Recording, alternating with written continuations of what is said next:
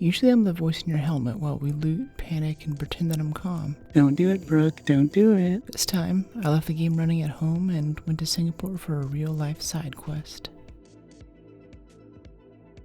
I don't want to find out what a Singaporean hospital looks like. 35 hours on the plane. These trips are deeply meaningful to me. I just got in. I slept most of the way there. I sleep really well on planes, and I had the whole row to myself, so I just totally passed out. I feel instantly jet lagged because it's a 13-hour time difference. A very primal part of my brain is like, what is happening? Why is the sun not up right now? What's going on? There's some food on the other side of that big building over there, so that's where we're gonna go. Everyone is super polite and super welcoming. Even the guy who was emptying the trash back there was like, hello, how are you? And had a tone of genuine interest. I think a lot of places try to manufacture that. You can go into Starbucks and it's like, hello, how are you? I hope you have a nice day. And they're just like dead inside. But this place, Singapore, pulls it off. This is the big hotel that you see in brochures. Ulysses by the Merlion. I've sailed many waters, skirted islands of fire, contended with Circe, past Scylla and Charybdis, to 7 years with Calypso.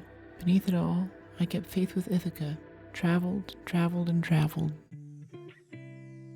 We're gonna go over to Southern Ridges, which is this canopy adventure type thing. It's pretty up here. You're still very much in the city. On one side was the bay, and just over there, there's more city. I brought the umbrella for rain, but I'm using it for sun right now. This is intense.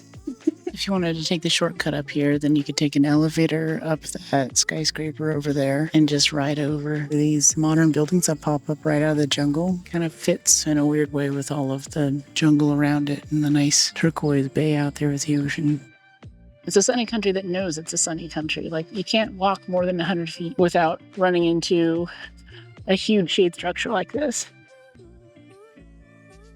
Neat little cafes and things, and a lot of really cool art. I wasn't able to record this, but I walked into this area. I was the only chick there without a head covering. It made me feel really self-conscious. I ducked into this mall. I was looking at these gold necklaces and bracelets, and I was like, this is interesting. So the saleswoman comes over and starts trying to sell me on the bracelet, like, gold's going up in value. It's very good to have. And thought I'd say, hey, can I take a picture of this? And she was like, yeah, sure. And out of nowhere, this auntie comes running from the side area, like, no pictures. And I'm like, whoa, okay. And then they started yelling at each other. I was like, all right, this is getting weird. I'm out of here. I went and got lunch at a clay pot place. They're kind of like looking me up and down like, I don't think you're going to eat organ meats. You don't seem like the kind of person to do that. I think they get a lot of people who come in and order the special and end up just throwing away the food. But no, I liked it. I thought this was going to be like a Cloud Force thing, a bit like the Exploratorium in San Francisco, but this has legitimately been super cool. It's not like Universal Studios kind of Jurassic Park stuff where the dinosaur move a little bit. It has one or two animations. Here, they have budget. There's tons of these things and they really move around. I have almost all of my favorite dinosaurs here, except for my most favorite dinosaur, which I fear now hasn't been included in this exhibition, which is Jeff Goldblum. If he's not here, then I don't know if this can really be a Jurassic Park experience without him. Today we're going to go check out Pulau Ubin, which is this little island kind of to the north of Singapore. We're going to go get a thing called a bum boat where you pay the driver in cash and he'll boat you out to this cool place. It kind of has this old Singapore energy to it. This has been the vibe with various cityscape type things, a pool down there and malls and complexes. We're going to go a little further out, make it more fun. I tried 3 or 4 bikes from different stores back there. They're all sitting in the same place and they're very, very interested in selling you a bike for the day. This one is $15 for the day, an extra $3 for the helmet, and the basket came free. This basket seems to be a custom job. It's made of scrap metal that's kind of welded together.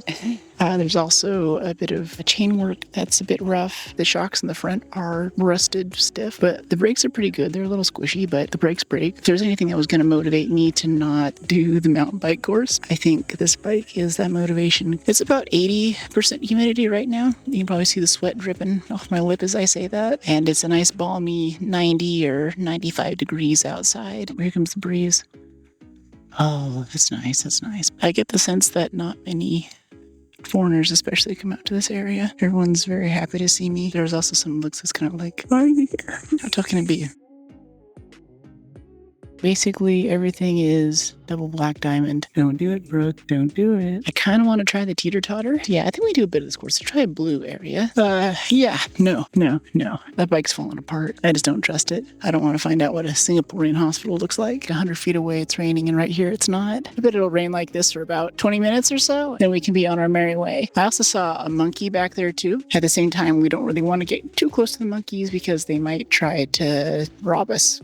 Rain's done. We'll ride back into town and turn in the bike and then go take a shower. It's time to move hotels where I relax for the rest of the trip. Whereas the first part of the trip was much more rough and tumble, this part was more of a treat. The massage at the spa really helped me unwind and loosen up after so much time on the bike. It was much less exciting and adventurous as the first part of the trip, but having that time to kind of just chill in the room and enjoy the amenities was really healing for me. Good place for me to disconnect and be out of my element, not think about what I need to do next.